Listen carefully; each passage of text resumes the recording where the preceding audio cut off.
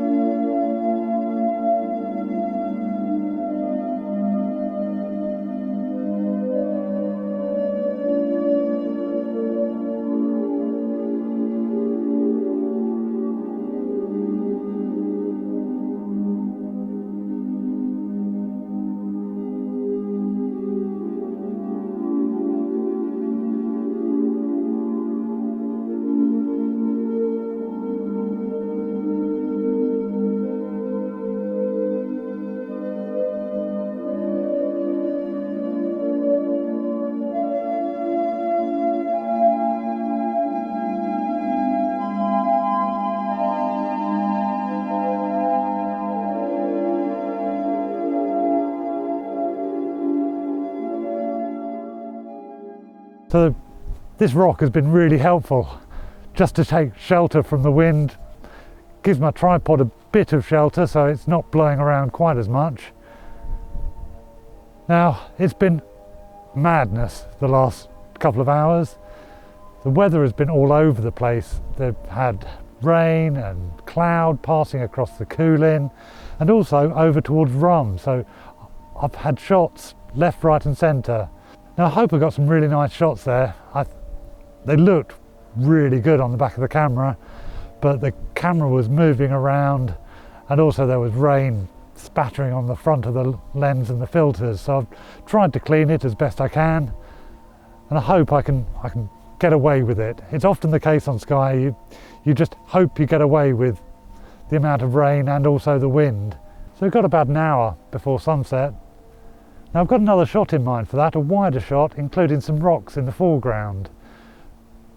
Not sure whether it's going to work yet. It's really going to be dictated by the weather as to whether, excuse the pun, the shot works or not. So I'm going to hunker down, have a cup of coffee, try and warm up, and let's see what we get for sunset.